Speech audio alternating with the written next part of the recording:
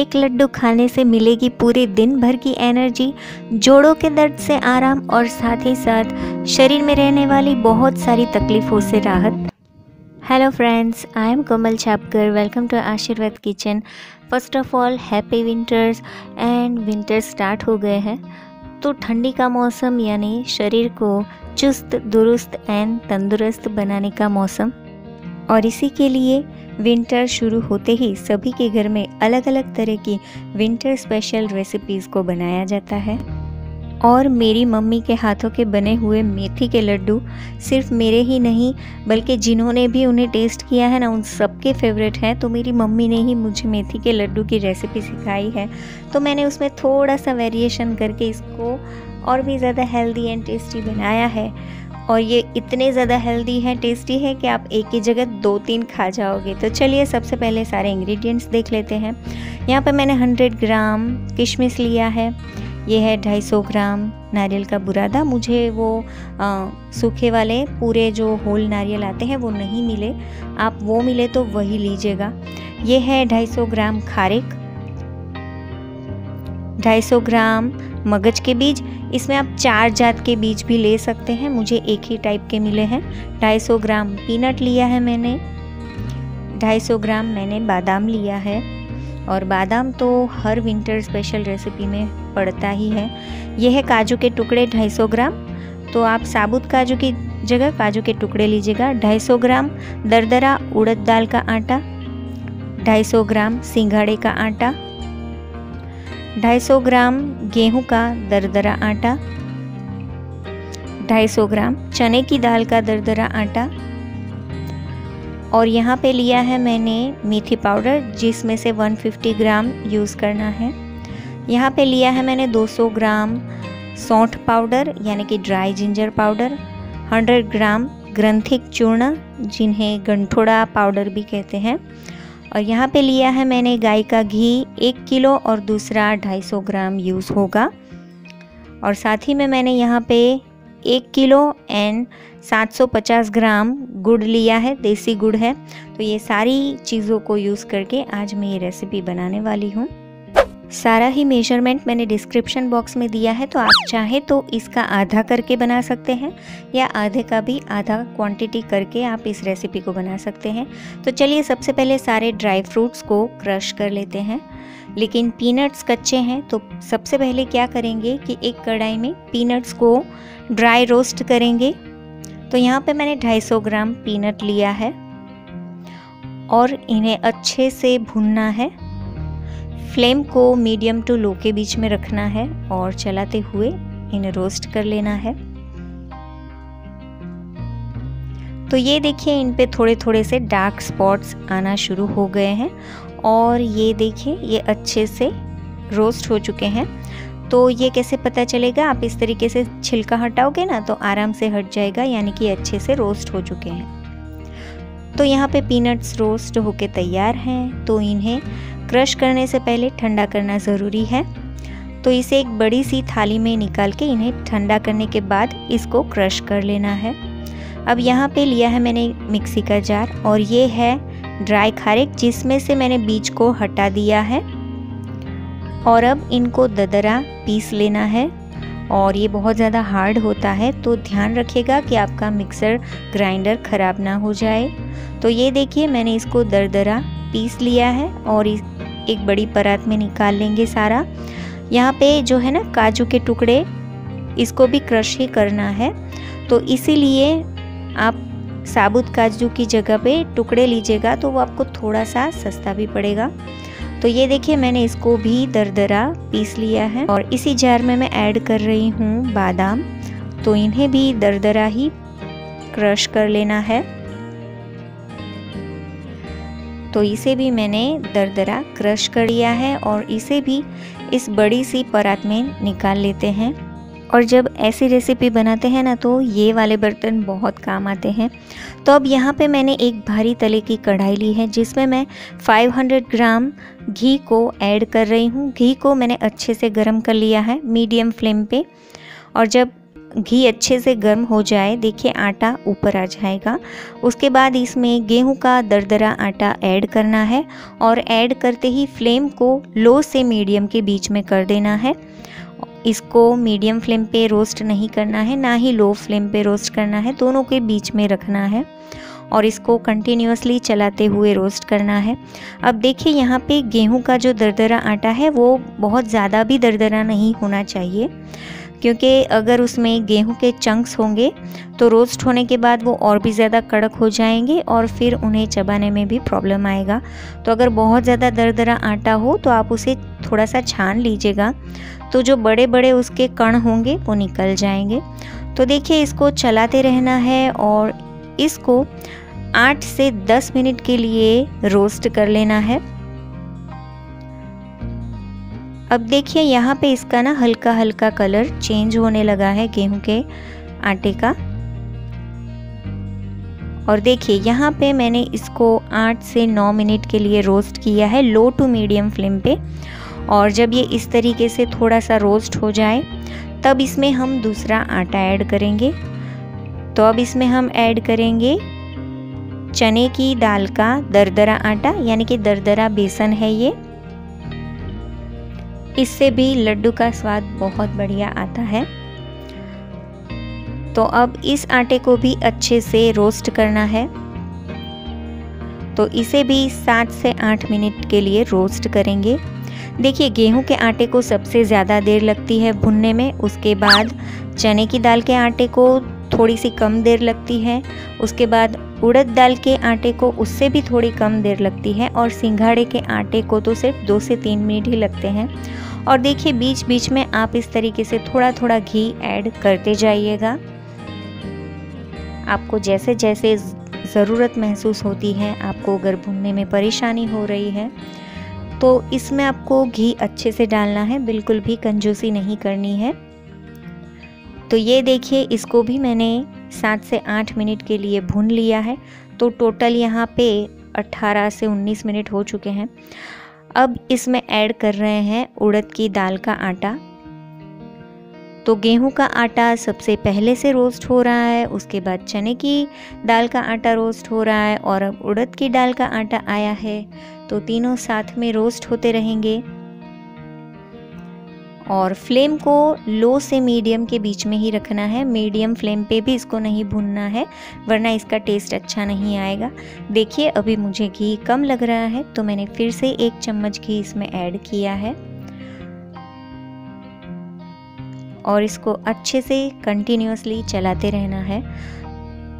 तो ये काम थोड़ा सा मेहनत वाला एंड टाइम कंज्यूमिंग है। आपको इन आटों को बहुत ही अच्छे से भुनना है। अगर आपने इनको अच्छे से लो टू मीडियम फ्लेम पे नहीं भुना तो आपकी रेसिपी अच्छी नहीं बनेगी। तो उड़द की दाल का दरदरा आटा ऐड करने के बाद इसको देखिए मैंने फिर से बहुत अच्छे से भुना है। आप कलर देख सकते हैं कितना चेंज हो गया है। तो अब मैं इसमें ऐड कर रही हूँ सिंघाड़े का आटा और अब इसको बहुत कम देर लगेगी। तो देखिए यहाँ पे सारा आटा भुनने में मुझे लगभग 45 मिनट से भी ज़्यादा हो चुका है और आप देख सकते हैं कि सिंघाड़े का आटा ऐड करने के बाद ये कितना ड्राई लग रहा है। तो इसमें फिर से थोड़ा सा घी ऐड करते हैं और यहाँ पे 1 kg घी ख़त्म ही हो गया है, थोड़ा सा ही बचा है लेकिन वो भी ख़त्म हो जाएगा। तो देखिए सिंघाड़े का आटा भूनने में बिल्कुल भी ज़्यादा देर नहीं लगती है, क्योंकि सारा जो पहले का आटा है वो सब कुछ गर्म था और साथ ही में घी भी गर्म था। तो सिंघाड़े का आटा बहुत ही जल्दी भुन जाता है, वो बहुत ज़्यादा डेलिकेट होता है। तो देखिए यहाँ पे 1 kg घी तो ख़त्म हो चुका है। तो यहाँ पे देखिए सिंघाड़े का आटा भी अच्छे से भुन गया है और 1 घंटा हो गया है। तो अब इसमें ऐड कर देते हैं मेलन सीड्स। मैं इन सब ड्राई फ्रूट्स को अलग से घी में फ्राई नहीं कर रही हूँ, क्योंकि इस आटे के अंदर बहुत सारा घी है और ये आटा भी गर्म है।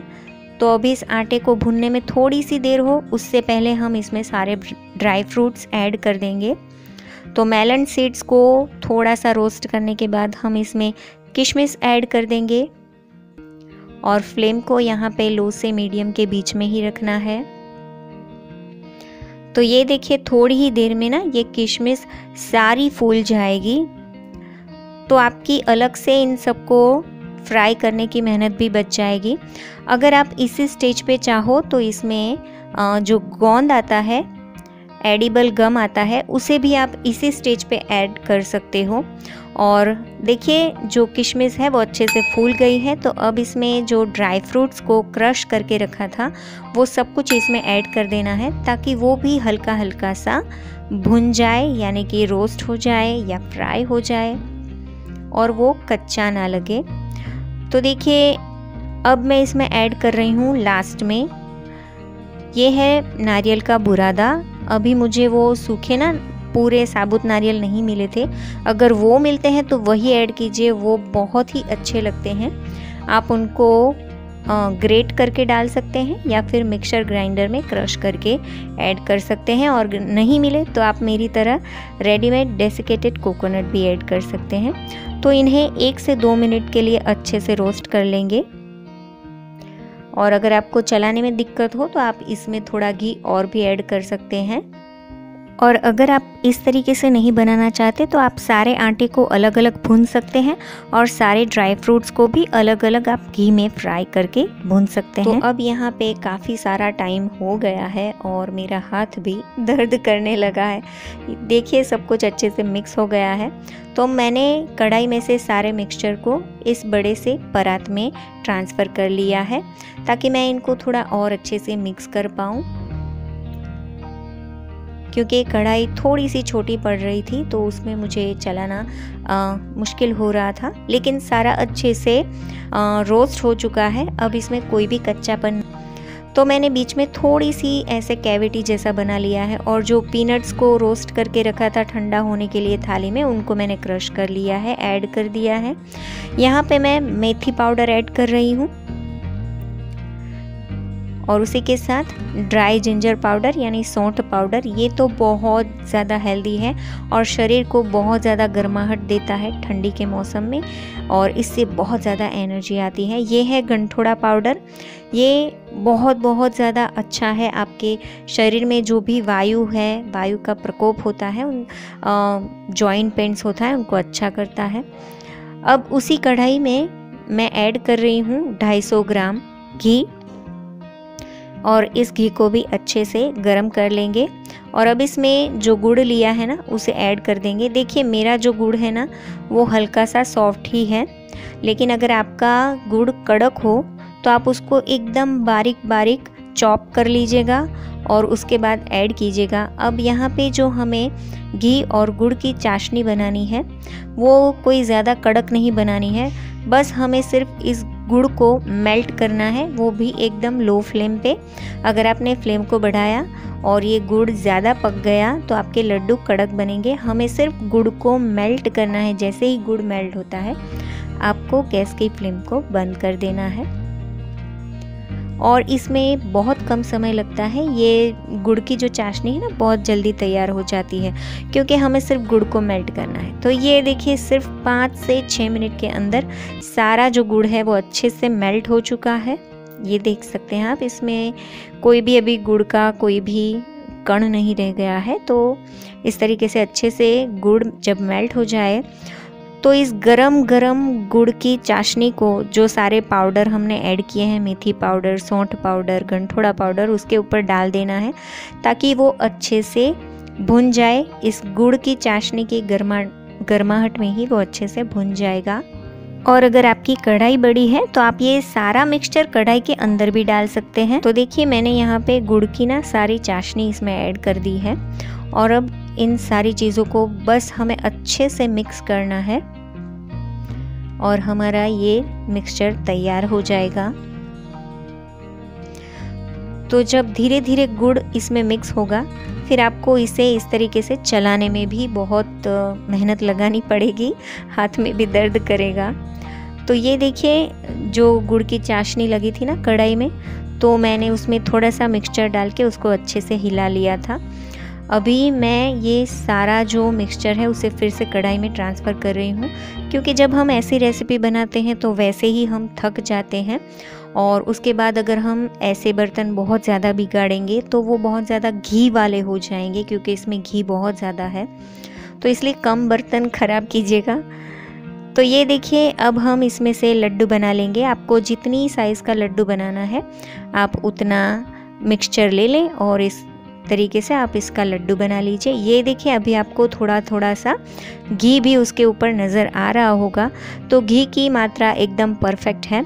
और जब ये मिक्सचर हल्का सा गर्म हो, जब आप इसको हाथों से छू पाएँ तब आप फटाफट से इसके लड्डू बना लीजिएगा। अगर ये ठंडा हो गया तो फिर इसके लड्डू इस तरीके से बाइंड नहीं हो पाएंगे। तो जितना हो सके उतना जल्दी जल्दी इसमें से सारे लड्डू को तैयार कर लीजिएगा। तो सारे लड्डू मैं तैयार कर लेती हूँ। तो यहाँ पर मैंने सारे लड्डू को रेडी कर लिया है और अभी ये गर्म है और ये अंदर से भी काफ़ी ज़्यादा गर्म है। तो सबसे पहले इनको इसी तरीके से रहने देना है ताकि ये अच्छे से अंदर तक ठंडे हो जाएं। तो मैंने ये अमेज़ॉन से वेइंग स्केल ख़रीदा है, तो मैं इसके ऊपर इसका वेट करके देख लेती हूँ कि ये कितने केजी का बना है। तो शायद कैमरे में मैं आपको दिखा नहीं पाऊँगी, लेकिन ये टोटल वेट हुआ है 5 किलो एंड 500 ग्राम। और ये जो परात है उसका वज़न है 1 किलो।